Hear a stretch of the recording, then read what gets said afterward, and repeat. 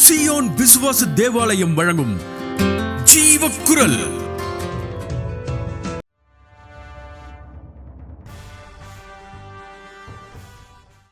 இரண்டாம் வருகை, second coming of the lord Jesus Christ, Jeevakkural program 595. வெளிப்படுத்தும் விசேஷம் 22ஆம் அதிகாரம் 20ஆம் வசனம். இவைகளை சாட்சியாக அறிவிக்கிறவர் மெய்யாகவே நான் சீக்கிரமாய் வருகிறேன் என்கிறார். ஆமென். கர்த்தராகிய இயேசுவே வாரும். நகைக்கடைக்கு போனா செயின் வாங்குற பெண்கள்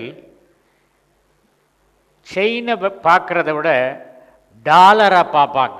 அந்த செயின் கடைசியில் இருக்கிற டாலரை பார்ப்பாங்க. டாலர் நல்லா இருந்தால் செயினை வாங்கிடுவாங்க. அதை மாதிரி பைபிள் என்னும் தங்க சங்கிலிக்கு டாலர் இந்த வசனம். எர்கோமாய் டக்கு எர்கு குரியேசு கிரேக்கத்தில் சீக்கிரமாய் வருகிறேன். யூத ஆண்டு 5777. யூதர்களுடைய வருஷம் நமக்கு 2016 மாதிரி, யூதர்களுடைய வருஷம் 5777.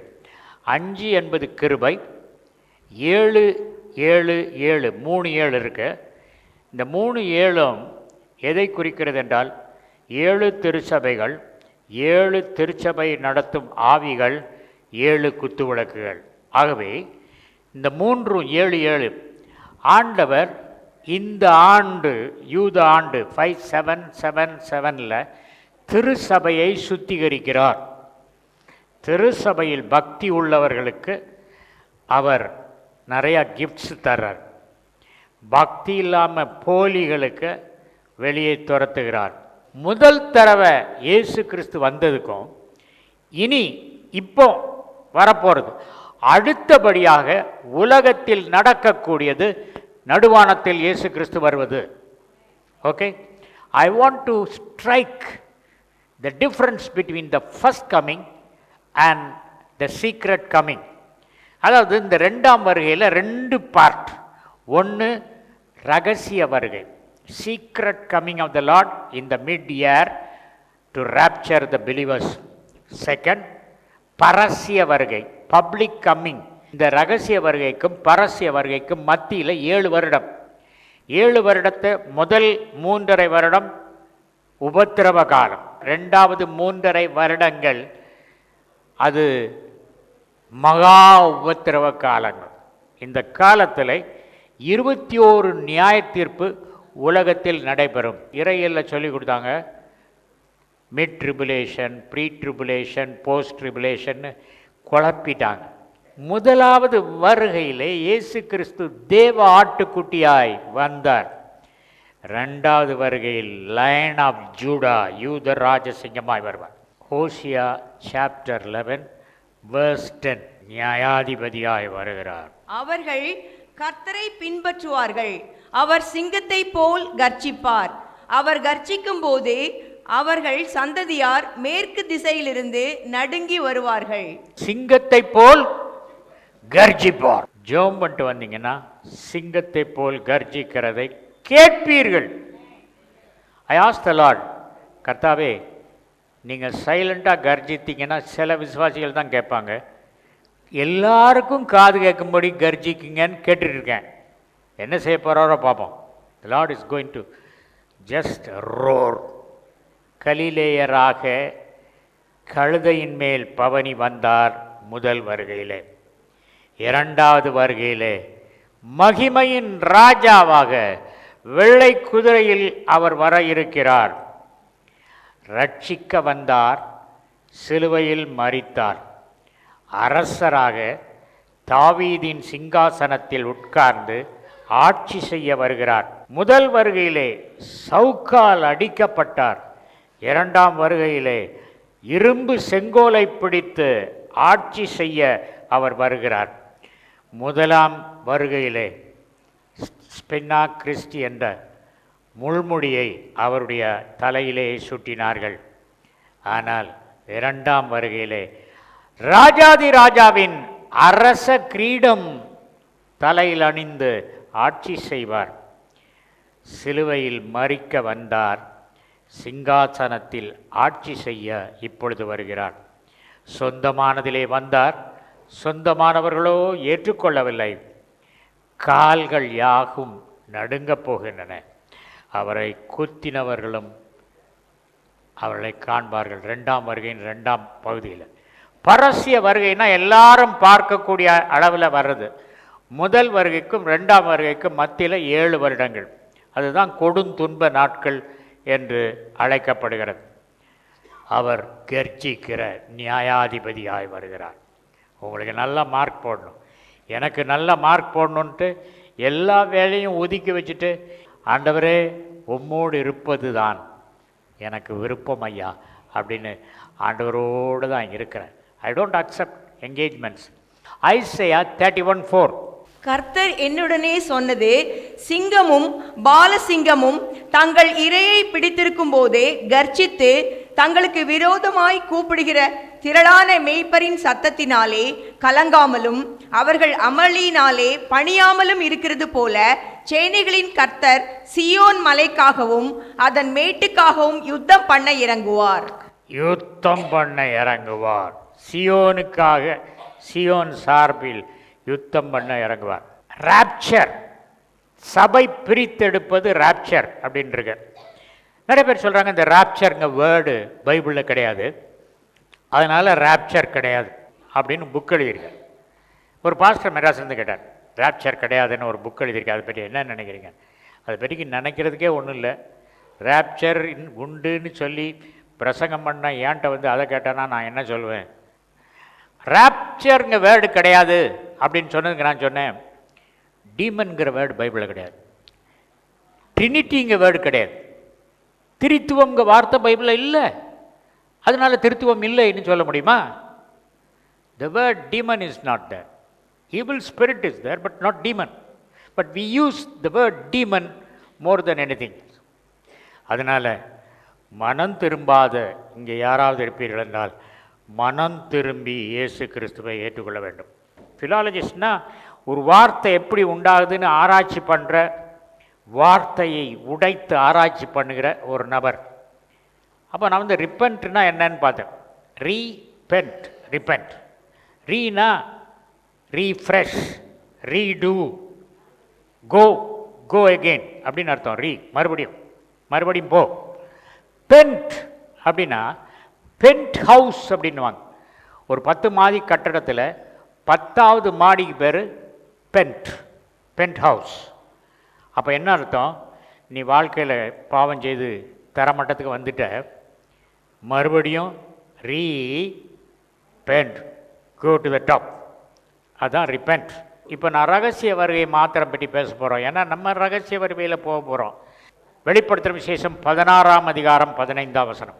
இதோ திருடனை போல் வருகிறேன், தன் மானம் காணப்படத்தக்கதாக நிர்வாணமாய் நடவாதபடிக்கு விழித்து கொண்டு தன் வஸ்திரங்களை காத்து கொள்ளுகிறவன் பாக்கியவான்.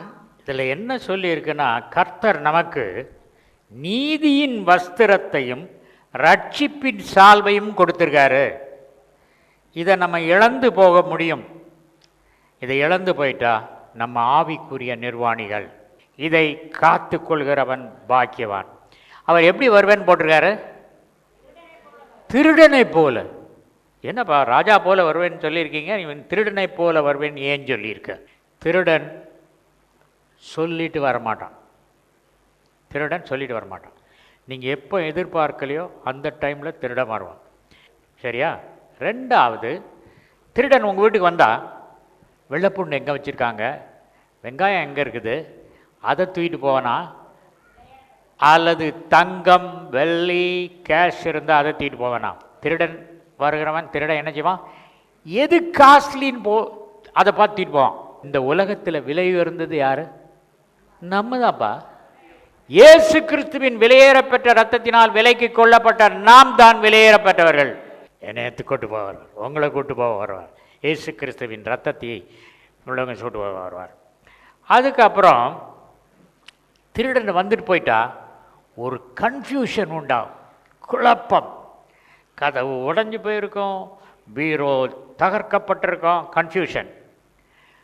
அதுக்கப்புறம் ஹவுஸ் வில் பி ransacked. என்னன்னு சொன்னால் கந்திர ஓலமாக கிடக்கு, துணி சேலை எல்லாம் அப்படி சிதறி கிடக்கு. அதை மாதிரி இயேசு கிறிஸ்து வந்தார்னா என்ன நடக்கும் தெரியுமா? அவங்க ரட்சிக்கப்பட்ட ஒரு அம்மா ஆம்லெட் போட்டுட்ருப்பாங்க. அந்த நேரத்தில் ஆம்லெட் வேறதுக்கு முந்தைய வந்துட்டார். அதனால் அது அந்த சட்டிலேயே கறி இருக்கும். என்ன நாற்றம் அடிக்குதுன்னு வந்து பார்ப்பாங்க, அங்கே அம்மாவை காணோம். எங்கே போனாங்க? போயிட்டாங்க பரலோகத்துக்கு. இது உலகம் முழுவதிலும் ஒரே நேரத்தில் நடைபெறும் ஒரு சம்பவம்.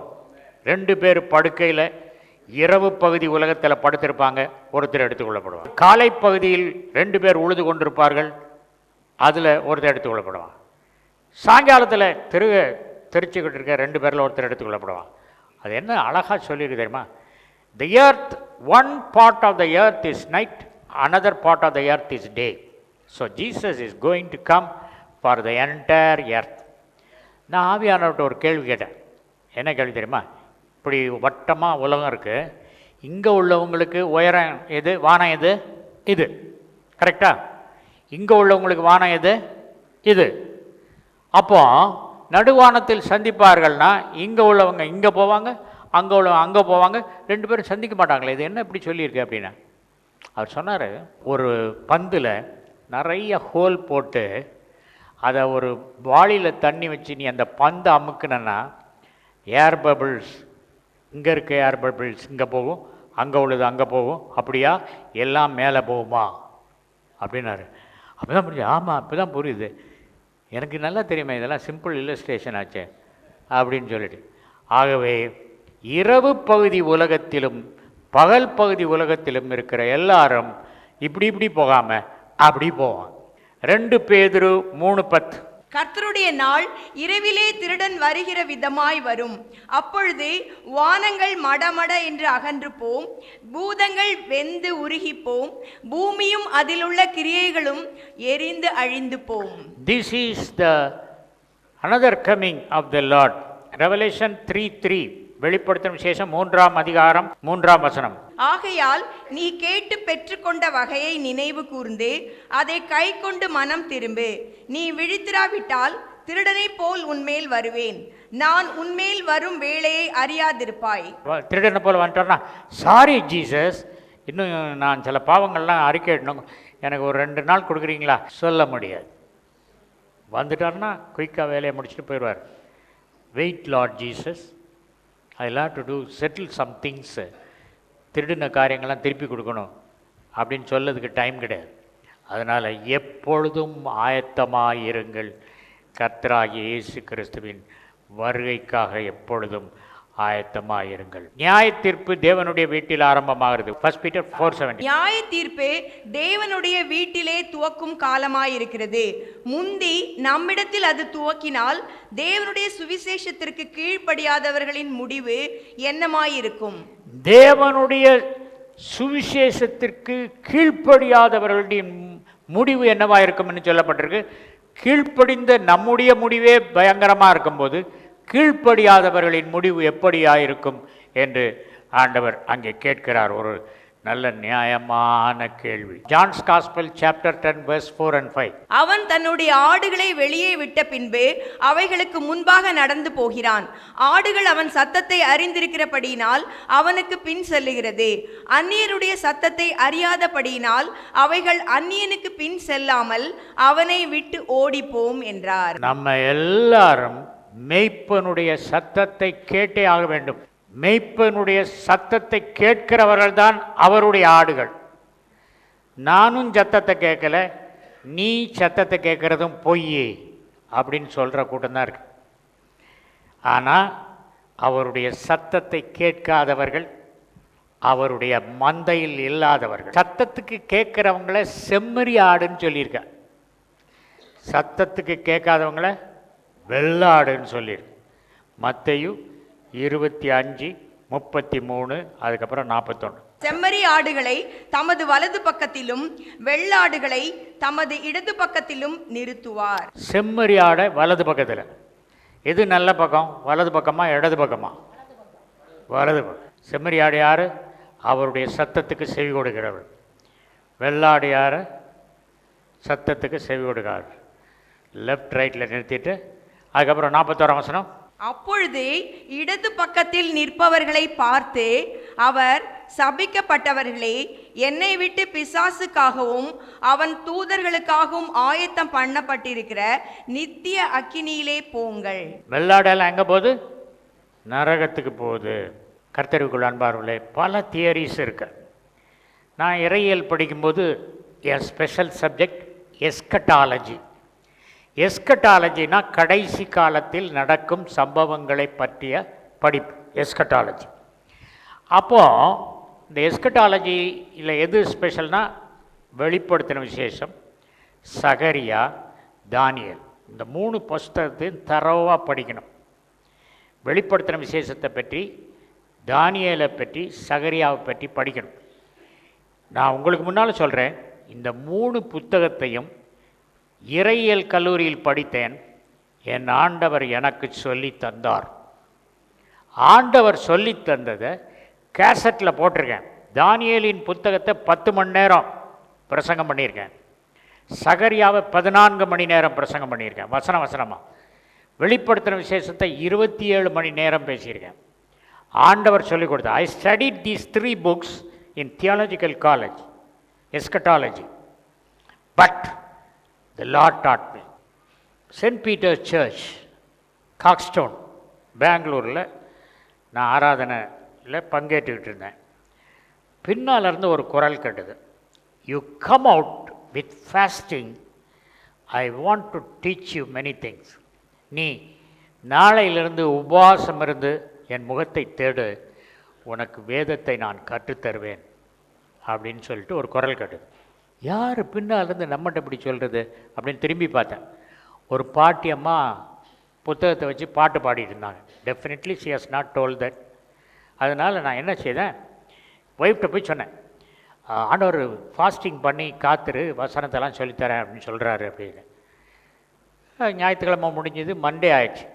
காலையில் ஒய்ஃப் கேட்டாங்க, இன்றைக்கி நீங்கள் ஃபாஸ்டிங் தானே, சாப்பாடு அனுப்ப வேண்டாம்ல? ஃபாஸ்டிங்கா? ஏதோ ஒரு குரல் கேட்டது, அதுக்கெல்லாம் நம்ம ஃபாஸ்டிங் இருக்க முடியுமா? பசி தாங்காது, நல்ல மட்டன் வாங்கி சாப்பாடு அனுப்பு அப்படின்னு சொல்லிட்டேன். சொல்லிட்ட உடனே அன்னைக்கு நைட்டில் இருந்து ஆண்டவருடைய பிரசனம் எனக்கு இல்லை. அடுத்த நாள் செவ்வாய்க்கிழமை மெட்ராஸ் போனேன். எங்கள் மாமியார் வீட்டில் ஒரே ஒரு ஃபேன், அவங்க ஒரு ரூமில் படுத்திருக்காங்க, இன்னொரு ரூமில் ஃபேன் ஒர்க் பண்ணல. நான் சொன்னேன், எப்படி தூங்குறது, ஃபேனே இல்லையானே? மாடியில் போய் ஓப்பன் டெரஸில் படுத்துக்கோ, நல்லா நேச்சுரல் காற்றடிக்கும்னு எங்கள் மாமியார் சொன்னாங்க. ஒரு பாய், ஒரு தலையானை எடுத்துகிட்டு போய் விரித்து தலையானை வச்சு படுத்தேன். வானத்தை பார்த்தா ரொம்ப தெளிவாக இருக்குது. எலியா பார்த்த கையளவு மேகம் கூட இல்லை. ஆண்டவர்கிட்ட ஜெபம் பண்ணுறேன், அவர் பதிலே சொல்லலை, பக்கத்திலே காணோம். உடனே கேட்டேன், ஆண்டவரை ஏன் நீங்கள் வரமாட்டேங்கிறீங்க? ஃபாஸ்டிங் பண்ண சொன்னேன், நீ ஃபீஸ்டிங் பண்ணிவிட்டு இங்கே வந்து படுத்திருக்கியா அப்படின்னு. ஐயோ சாரி ஆண்டவரே, நீங்கள் சொன்னது உண்மையானால் நிர்மலமான இந்த வானத்தில் மேகமே இல்லை, என் நெற்றியில் ஒரு சொட்டு தண்ணி வந்து விழட்டும். மேகமில்லாத இடத்துல எப்படி தண்ணி வந்து விழும்? நான் உபவாசம் இருக்க வேண்டியதில்லை சொல்லிட்டேன். சொல்லி அடுத்த செகண்டு ஒரு பெரிய சொட்டு தண்ணி என் நெத்தியில் வந்து விழுந்தது. கடவுளுக்கு முன்பால் சொல்கிறேன், நான் பொய் சொல்கிறவன் அல்ல. விழுந்தது. உடனே தலையான பாயை சுற்றிட்டு பயந்து போய் கீழே வந்து கதவை தட்டினேன். ஏன் காற்று இல்லையா அப்படின்னாங்க. காற்று நல்லா இருக்குது, எல்லாம் கேட்காதங்க. வீட்டுக்கு வந்தோடனே பைபிள் எடுத்து, இன்னைக்கு ஃபாஸ்டிங்ப்பா சொல்லுங்கப்பா அப்படின்னு.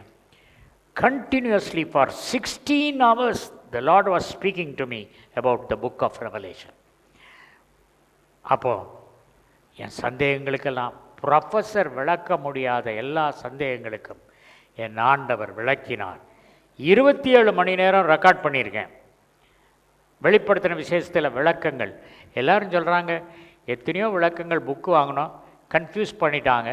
இதுதான் தெளிவாக இருக்குது, ஒரு கொள்கை சொல்கிறீங்க, அது ரைட் கொள்கை அப்படின்னு சொல்லிட்டு இருக்காங்க. That is available for 250 rupees, 27 hours of teaching. கொடும் துன்ப நாட்கள் வருவதற்கு முன்பாகவே சபை பிரித்தெடுக்கப்படும் என்பதை புரிந்து கொள்ள வேண்டும். வெளிப்படுத்தின விசேஷம் 3ஆம் அதிகாரம் 10ஆம் வசனத்தில் பிலதெல்பியா திருச்சபைக்கு ஆண்டவர் ஒரு ஆலோசனை சொல்றார்.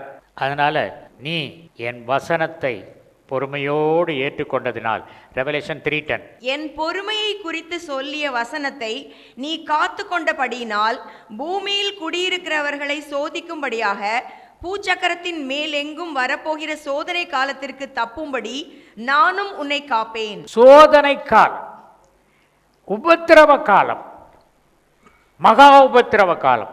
இந்த காலத்திற்கு தப்பக்கூடிய வகையிலே உன்னை நீ வசனத்தை காத்து கொண்டபடியால், அதனால் அந்த கோபத்தின் நாட்கள் உனக்கு வராது அப்படின்னு ஆண்டவர் சொன்னார். தெளிவாக சொன்னார். நீ பிலதெல்பியா திருச்சபையின் சேர்ந்தவன். யாரெல்லாம் வசனத்தை காத்து கொள்கிறாங்களோ, வசனத்தை காத்தோடு விட்டுறாங்க சிலர்.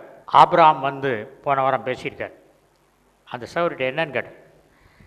அவங்க சொன்னாங்க, நாங்கள் ஆபிரகாம்கிட்ட கேட்டேன், என்னங்க உங்களுக்கு 100 வயசான போது குழந்தை பிறக்கணும் அவ்வளோ நிச்சயமாயிடுச்சா?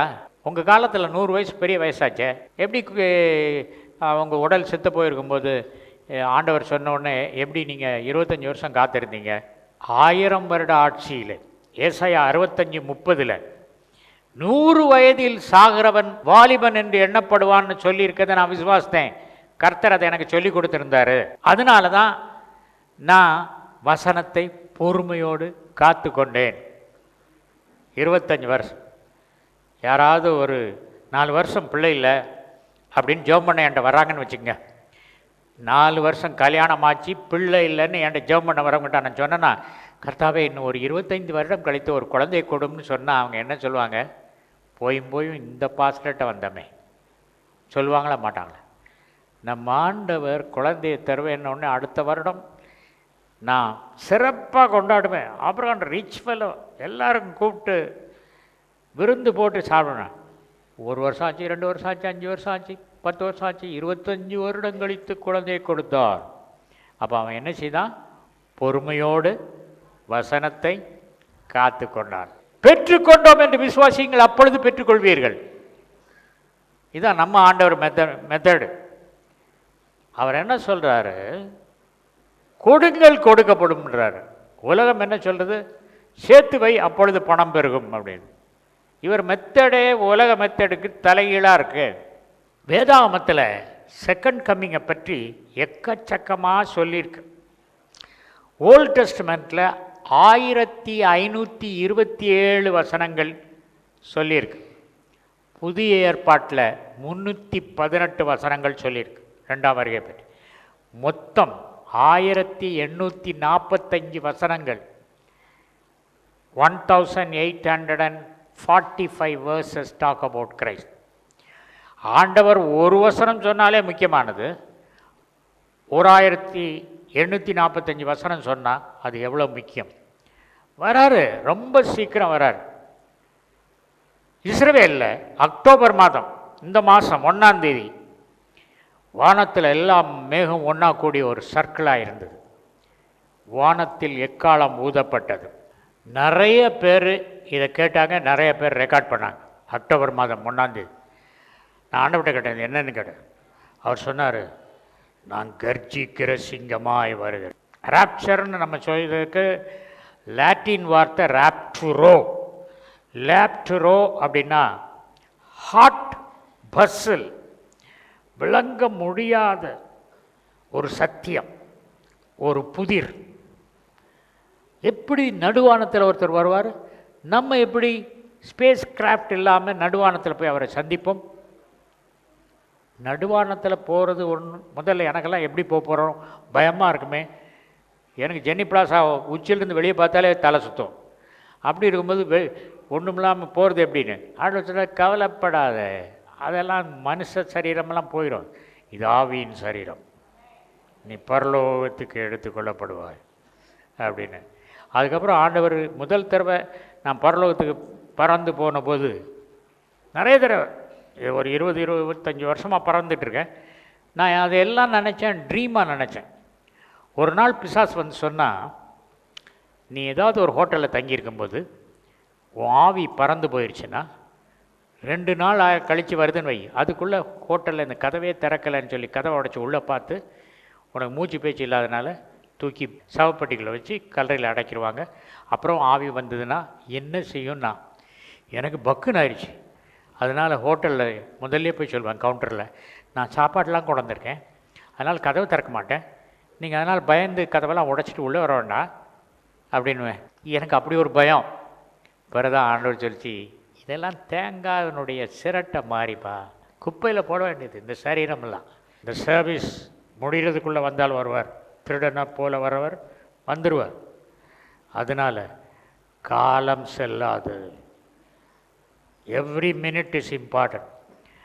Don't waste your time giving advice to others, you correct your self. 2 தீமோத்தேயு 4:8 இது முதல் நீதியின் கிரீடம் எனக்காக வைக்கப்பட்டிருக்கிறது. நீதியுள்ள நியாயாதிபதியாகிய கர்த்தர் அந்நாளிலே அதை எனக்கு தந்தருளுவார். எனக்கு மாத்திரமல்ல, அவர் பிரசன்னமாகுதலை விரும்பும் யாவருக்கும் அதை தந்தருளுவார். கர்த்தருக்குள் அன்பானவர்களே, நான் அவருடைய வருகையை எதிர்பார்த்து கொண்டிருக்கிறதுனாலே என் தலையில் நீதியின் கிரீடத்தை வைத்திருக்கிறார். அவருடைய வருகைக்காக ஆயத்தப்படுகிறவர்கள், காத்திருக்கிறவர்கள் எல்லாருக்கும் அவர் நீதியின் கிரீடத்தை தருவார். கர்த்தருக்காக வாழுங்க, வசனத்தை படி. ஜீவக்குரல் 14/1 மங்கம்மாள் சாலை, KK நகர் அஞ்சல், திருச்சி 620021, தமிழ்நாடு, தென்னிந்தியா. மொபைல் எண் 919025432432.